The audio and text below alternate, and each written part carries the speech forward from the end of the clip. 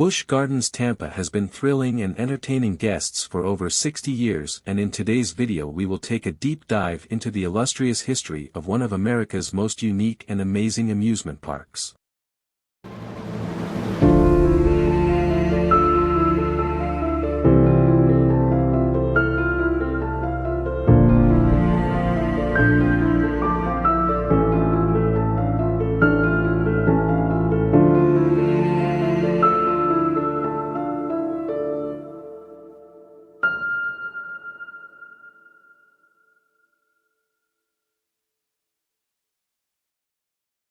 In 1959, Busch Gardens Tampa opened as a brewery and botanical bird garden. The main attractions at the time the park opened were the brewery tour, bird shows and the world's largest escalator called the Stairway to the Stars.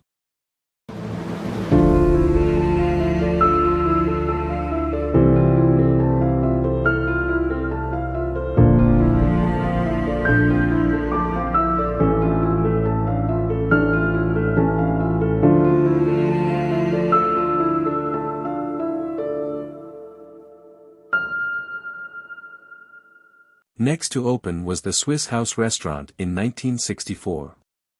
The Swiss House offered guests a unique chance to indulge in delicious delicacies while overlooking exotic animals such as giraffes and gazelles. This quickly became one of the most popular places to eat in all of Tampa.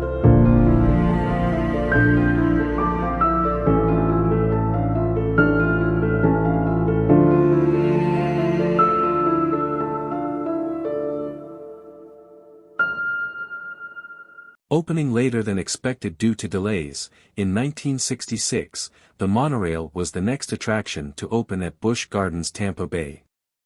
The monorail took guests on a 20-minute journey around the Serengeti Plain. The monorail was the second largest in the world when it opened, but was the only one in the world that offered guests a chance to see African animals up close.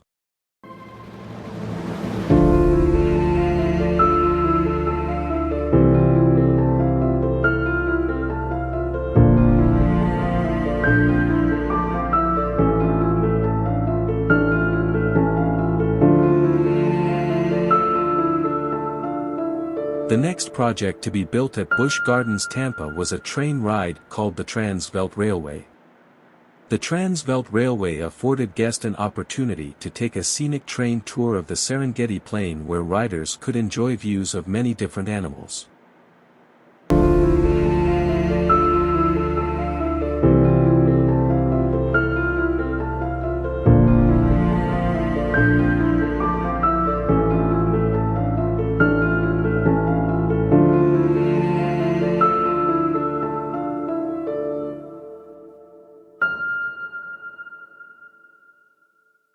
With the overwhelming success of both the monorail and the Transvelt Railway, Busch Gardens began building their newest attraction.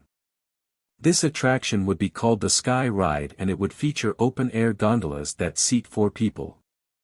This attraction would give riders a bird's-eye view of all the animals on the Serengeti Plain.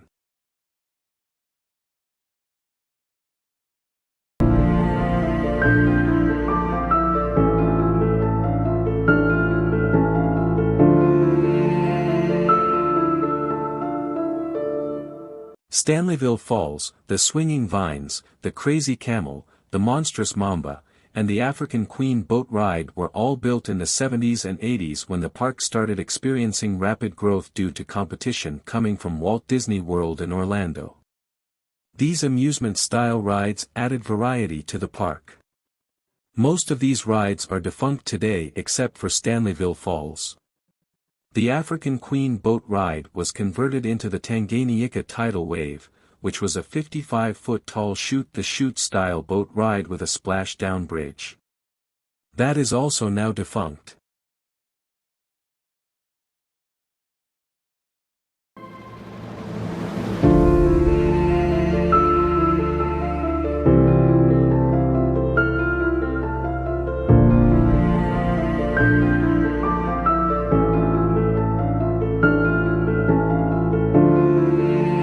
The 70s not only brought the park its first amusement-style rides, but also its first roller coaster called the Python.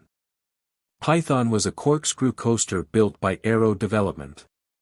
Python was originally marketed with the slogan, "I survived the Python." A slogan that had to be changed due to a reporter who collapsed and died after suffering a heart attack while riding.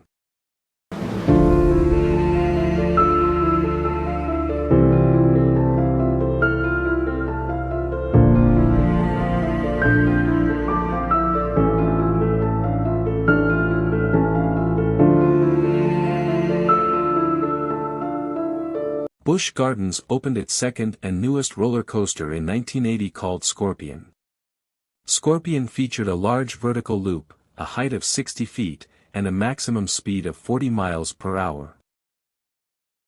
In that same section of the park as Scorpion, yet another amusement-style ride was built and it was called Sandstorm.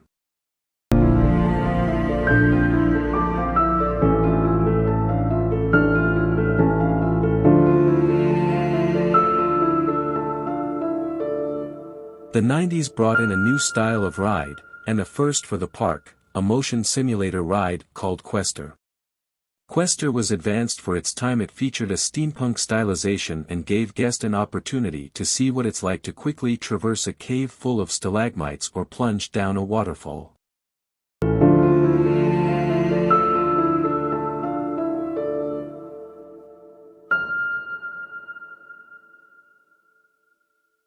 The 90s also brought the first Big Bad B&M roller coaster to Tampa in 1993. That roller coaster is called Cumba and it consists of 7 inversions and a drop of nearly 150 feet. It is still one of the more intense coasters in the park today in 2023. In the 90s the park got a new children's play area called Land of the Dragons. The Land of the Dragons consisted of an enchanted forest, dragon-themed rides, a splash zone, and a 3-story tall tree house. The area also featured a show called Dumfries Special Day Show.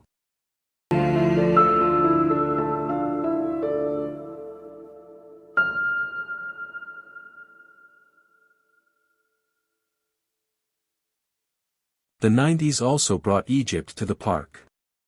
Or at least an Egyptian section, and the Egyptian section of Busch Gardens Tampa was centered around a realistic replica of King Tut's tomb and excavation site.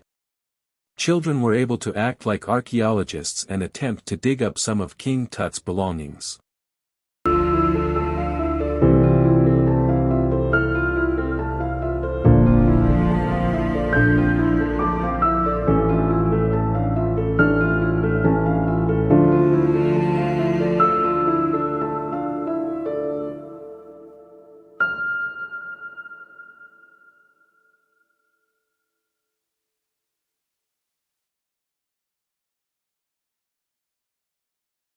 In 1996, the newest addition to the Egypt section of the park was constructed. This addition was an inverted roller coaster with the name Montu. This coaster is still arguably the best one of its style ever made. The coaster was so intense that it had to be modified to maintain guest safety. Trim brakes had to be added to the track just before the battling element in order to prevent riders from passing out.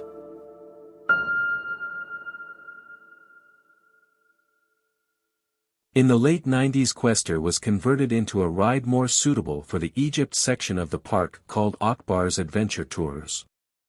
Akbar's Adventure Tour was hosted by Martin Short and it was a funny yet exciting motion simulator tour of Egypt.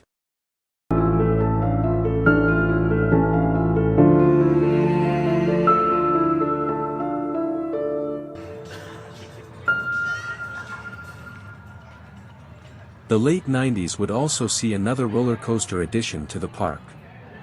In 1999, Gwazi, a wooden roller coaster standing over 100 feet tall, was built by Great Coasters International. This wooden coaster would feature 2 separate tracks, the Lion and the Tiger. Both the Lion and Tiger side would have trains duel as they raced across over 3,000 feet of track at 50 miles per hour.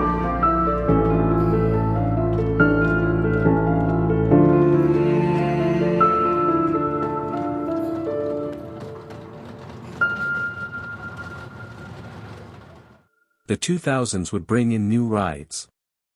The first of those being Rhino Rally, a safari-themed truck ride lasting about 6 minutes. Groups of people would board trucks and head across the Serengeti in search of a lost tour guide. On the adventure, the truck would cross a bridge that is designed to collapse, sending the ride vehicle floating down a river.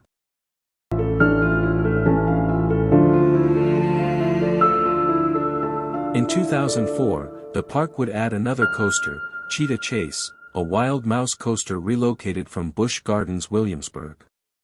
It later was renamed as the Sand Serpent and was just recently demolished in 2023 to make room for a secret project.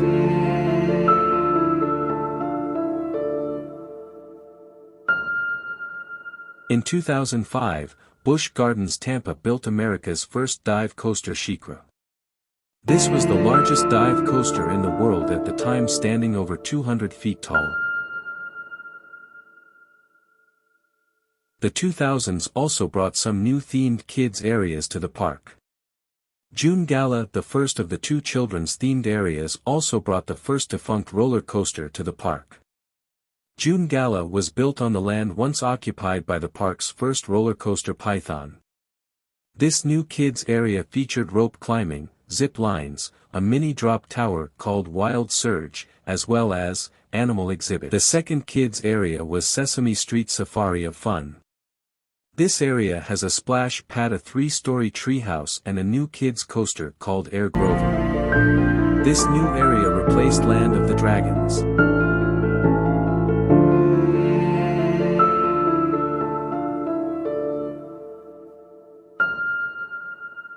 In 2011 would bring Cheetah Hunt to Busch Gardens. Cheetah Hunt is a multi-launch coaster with over 4,000 feet of track, and a 60-mile-per-hour top speed. This coaster has many great airtime moments as you twist, turn, and skip over water. All as the train traverses across the Serengeti Plain.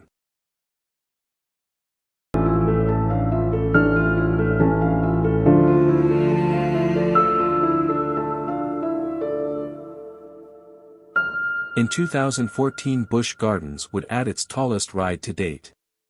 This ride is a drop tower standing over 300 feet tall called Falcon's Fury. This is not your standard drop tower. Riders are turned so that they are facing downward before they are head first towards the ground.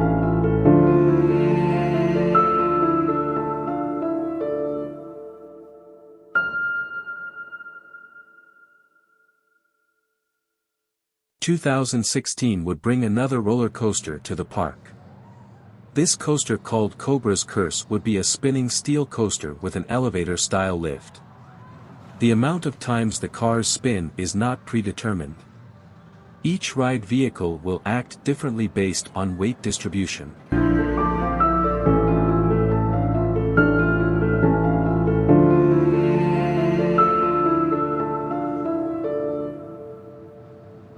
Recently opened for 2022 is Iron Gwazi, a hyper-hybrid coaster. This coaster stands at 205 feet tall and travels at speeds of 76 miles per hour. This ride, built by Rocky Mountain Construction, is arguably the best roller coaster in the world. It features a relentless layout of airtime, head choppers, and inversions. It is a world-class coaster.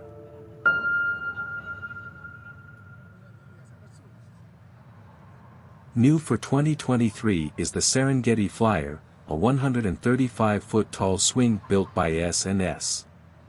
This model of swing is called a Scream and Swing, and the Serengeti Flyer is the largest version of this ride in the world. This swing offers breathtaking views of African animals from over 100 feet in the air.